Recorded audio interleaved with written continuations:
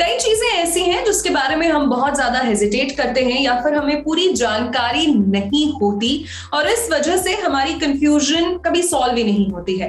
और आज जी money health show पर मेरे साथ हैं एक medical expert super specialist doctor संकल्प सिंह, जो कि एक फर्टिलिटी स्पेशलिस्ट है, पिछले 13 साल से प्रैक्टिस कर रहे हैं। डायरेक्टर हैं Yami fertility and IVF centre, Indore से जुड़े हैं आज हमारे साथ। एंड डॉक्टर संकल्प, आपका बहुत बहुत स्वागत है जी मनी हेल्थ शो में।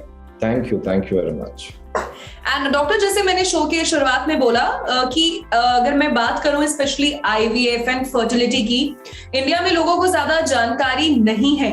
एंड अरे आप आईवीएफ सेंटर जा रहे हो, अरे मतलब कहीं ना कहीं वो एक स्टिग्मा है।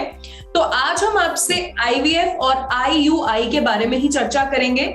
तो हमारे सभी व्यूअर्स को आप ये बताइए कि इंट्रा यूटेराइन इंसेमिनेशन क्या होता है। देखिए, रीजन कि आप अगर हमारे सेंटर का, जैसे आपने नाम लिया Yami fertility and IVF centre, हमने स्पेसिफिकली उसका नाम फर्टिलिटी एंड आईवीएफ सेंटर रखा है because it's not just dealing with IVF, we improve the natural fertility also. जो हम पेशेंट की नेचुरल फर्टिलिटी इम्प्रूव करते हैं और उनको बाकी सारे मेथड्स जो भी अवेलेबल है वो भी उनको प्रोवाइड करते हैं। Coming to your question, IUI से रिलेशन में, तो आईयूआई जो प्रोसेस होता है इंट्रा यूट्राइन इंसेमिनेशन, जैसा कि नाम सजेस्ट करता है, intra uterine insemination. So intra means inside, uterine is uterus and insemination means to put.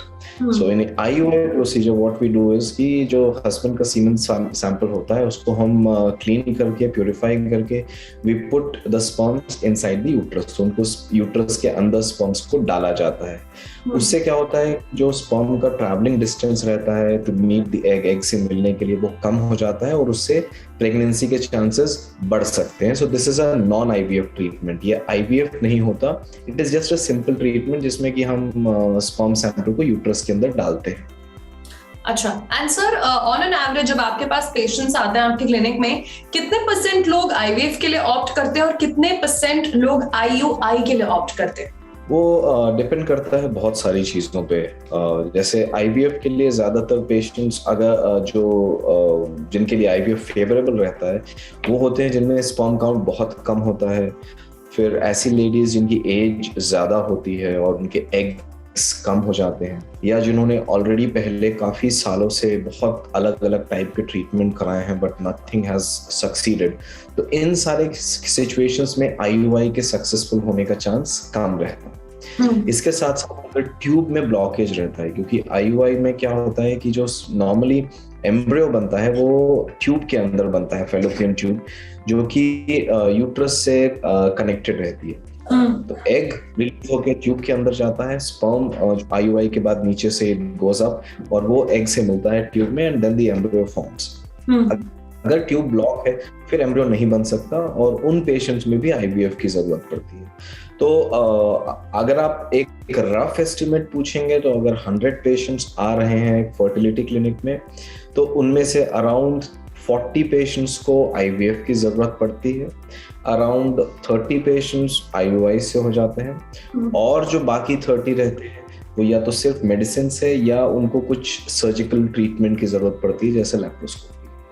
Okay, very well explained और बड़े अच्छे से उन्होंने समझाया कि फर्टिलिटी सेंटर में अगर आप जाते हैं तो इसका मतलब ये नहीं कि IVF is the only option, उसके अलावा कई सारी और चीजें हैं, इसलिए डॉक्टर से कंसल्ट करना बहुत ज्यादा जरूरी है।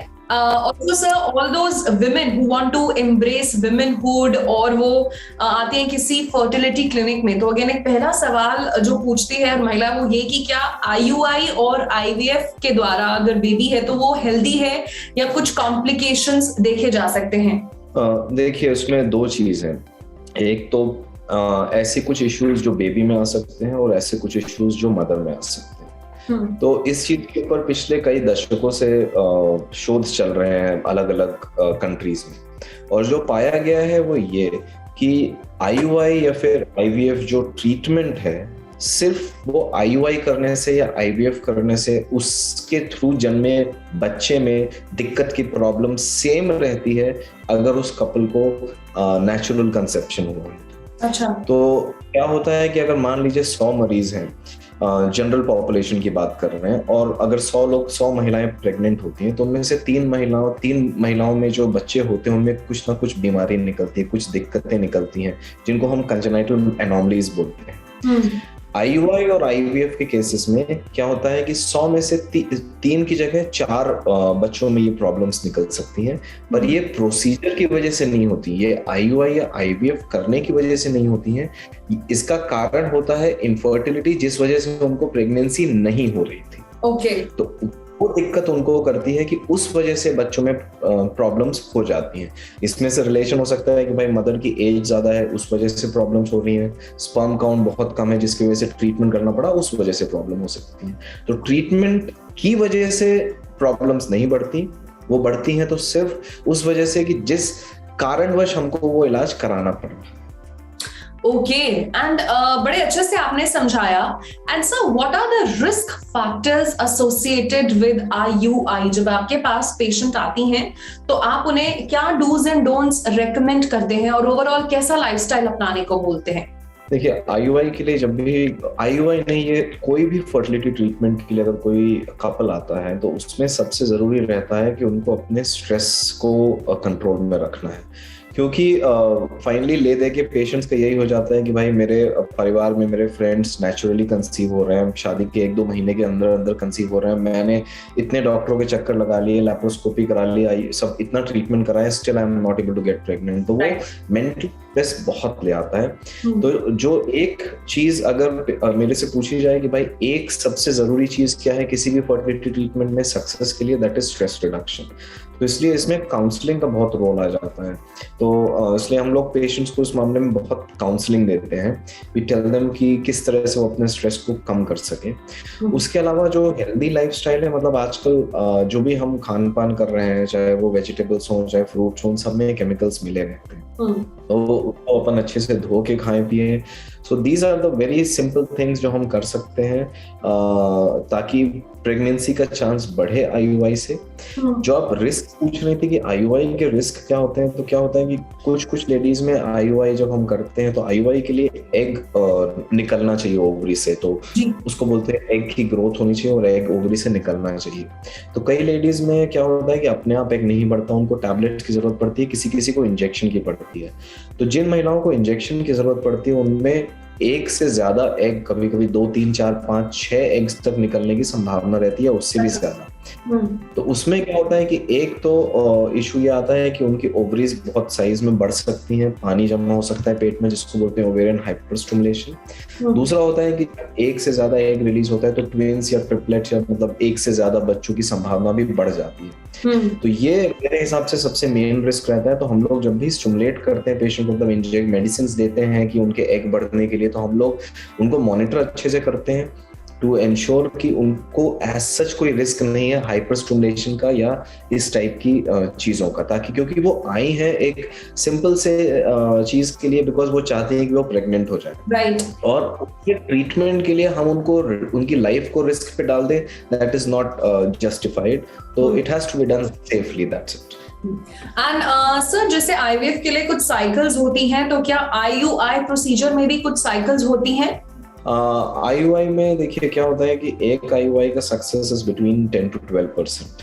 तो अगर 10 महिलाओं ने आईयूआई कराया है एक बार, तो उनमें से एक को सक्सेस मिलेगा। तो आईयूआई हमेशा is done in batches, in groups, कि भाई आप कम से कम, if you are going for IUI, आप कम से कम 3 या 4 आईयूआई के बारे में सोचिए। उसमें शोध में क्या पाया गया है कि पहली 3 आईयूआई के सक्सेस बेस्ट होते हैं। तो अगर पहली 3 आईयूआई आपको जितनी सक्सेस देंगी, तो चौथे से 9वीं, मतलब अगले 6 आईयूआई भी आपको उतनी ही सक्सेस देंगे। तो first 3 are equal to next 6। तो इसलिए 3 से 4 बार आईयूआई कराना ही एडवाइसेबल रहता है। उससे ज्यादा कराने से कुछ एक्स्ट्रा गेन नहीं होता है, फिर we might be just wasting time. मैंने ऐसे पेशेंट्स देखे हैं जिन्होंने 20 से 25 आईयूआई कराए हुए हैं, और अच्छा। जब तक फिर वो IVF के लिए आते हैं, the lady is already in her 40s, तो they have lost so much crucial time. तो सर मेरा आखिरी सवाल आपसे ये है कि जब पेशेंट आपके पास आती हैं तो आप किन पैरामीटर्स पर ये डिसाइड करते हैं कि ये IUI के लिए एलिजिबल हैं या ये IVF के लिए एलिजिबल हैं, और क्या इसमें उम्र भी एक पैरामीटर होती है? देखिए, कोई भी फर्टिलिटी ट्रीटमेंट में सबसे मेन चीज होती है महिला की उम्र। अगर जो भारतीय कंटेक्स्ट में अगर आप देखेंगे, तो अगर एज उम्र 32-34 से नीचे है तो IUI में चांसेस का सक्सेस ज्यादा रहता है। अच्छा। वही एज अगर 34 से अधिक है तो IUI का सक्सेस कम रहता है। तो जो मैंने 10 से 12% IUI का सक्सेस बोला था, वो 32 से 34 उम्र की कम महिलाओं में होता है। उससे ज्यादा में वही सक्सेस कम होकर 5, 6, 4, 3, 2, 1 तक भी आ सकता है। उसके अलावा आपने उस मरीज ने जो भी जांचें करवाई हैं उसमें क्या पाया गया है, क्या उसकी ट्यूब, उसकी नली खुली है कि बंद है, क्योंकि अगर नली बंद है तो IUI का कोई रोल नहीं। अच्छा। उसके अंडे, उसके एग्स वो नॉर्मल मात्रा में है कि कम मात्रा में, तो अगर उसके नॉर्मल मात्रा में है तो उसके IUI का रोल रहता है, अगर कम है तो IUI से चांस कम रहता है। हस्बैंड के जो शुक्राणुओं की जांच की जाती है, तो अगर उसके स्पर्म्स नॉर्मल काउंट्स हैं, उसके मोटिलिटी, उनकी मूवमेंट अच्छे हैं स्पर्म के, तो IUI का सक्सेस ठीक रहता है। अगर वही चीज कम है काउंट या मोटिलिटी कम है तो IUI का सक्सेस भी कम रहेगा इसमें। तो इन पेशेंट्स में फिर हमको IVF पे जाने के बारे में सोचना पड़ेगा। Okay, very well explained doctor संकल्प। अच्छा, जाते जाते हमारे शो का एक सेगमेंट है tip of the day. So any one tip that you want to give to all the people who are watching right now, और जो फर्टिलिटी सेंटर में जाने से कतराते हैं क्योंकि उन्हें पूरी जानकारी नहीं है, कोई एक छोटा सा टिप जो आप देना चाहें? एक प्रैक्टिकल टिप मैं अपने पेशेंट्स को बहुत देता हूँ, जो कि एक it's sort of a myth जो उन लोग प्रैक्टिस करते हैं। Not just patients, there are many medical professionals also, staff nurses who don't have knowledge about it. what they do is कि उन लोग they try to have a sexual contact for a pregnancy as near to ovulation। मतलब ovulation जब egg निकलता है, that process is ovulation। तो normally ovulation 14th day के आसपास होता है। जब पीरियड जैसे आज चालू हुआ तो आज से 14 दिन बाद ओव्यूलेशन होगा उन महिलाओं में जिनके पीरियड्स रेगुलरली आते हैं। तो उन लोग क्या करते हैं, दे ट्राई टेस्टिंग की, वो यूरिनरी किट्स आती हैं ओव्यूलेशन प्रेडिक्शन की, तो they try to test with that kit, और जैसे वो ओव्यूलेशन का टाइम आ रहा है they just have a sexual contact during that time. अब क्या उसमें इशू ये आता है कि जो स्पर्म है that can survive in the uterus for up to 6 days। 6 दिन तक स्पर्म सर्वाइव कर सकते हैं, बट एग का सर्वाइवल सिर्फ 12 घंटे तक होता है। अच्छा, ठीक है। तो बहुत जरूरी चीज है कि स्पर्म्स को, शुक्राणु को अंडे रिलीज होने के पहले यूट्रस के अंदर होना चाहिए। ठीक। तो मैं जो एडवाइस करता हूं वो ये कि आप ओव्यूलेशन का वेट मत करिए। आपका पीरियड खत्म हुआ है, 1 हफ्ता हो गया, that's the best time for you to have a sexual contact and try for a pregnancy. And how frequently? once in 2-3 days। वो इसलिए ताकि स्पर्म्स जो हैं वो जेनाइटल ट्रैक्ट, यूट्रस में, ट्यूब्स में उस समय ऑलरेडी हो जब एग के रिलीज होने का टाइम हो रहा है। क्योंकि अगर वो एग के रिलीज होने का वेट करेंगे और तब कांटेक्ट करेंगे, it might be very late and egg might not survive. उस वजह से प्रेगनेंसी के चांसेस कम हो जाएंगे। Okay, very well explained, and I am sure ये जो चीज आपने बताई है ये ज्यादातर लोगों को नहीं पता थी। So again a very important tip, and thank you so much doctor संकल्प। आपने अपना कीमती वक्त निकाला, आप जी मनी हेल्थ शो में जुड़े, सीधा इंदौर से कनेक्ट हुए आज हमारे साथ। Thank you so much. Thank you. तो ये थे डॉक्टर संकल्प, जिन्होंने हमें बताया फर्टिलिटी ट्रीटमेंट के बारे में, इंट्रा यूटेराइन इंसेमिनेशन के बारे में। एंड अगेन बहुत जरूरी है कि अगर आपके मन में कोई सवाल है, आप हिचकिचा रहे हैं, तो डॉक्टर से जरूर कंसल्ट करें, बिकॉज एक डॉक्टर ही आपको सही सलाह देगा। और यही मकसद है हमारा जी मनी हेल्थ शो में। फिलहाल के लिए मैं नेहा बजाज लेती हूँ आपसे अलविदा। मिलूंगी आपसे नए वीडियो में, नए सुपर स्पेशलिस्ट, नए मेडिकल एक्सपर्ट के साथ। Till then, bye bye.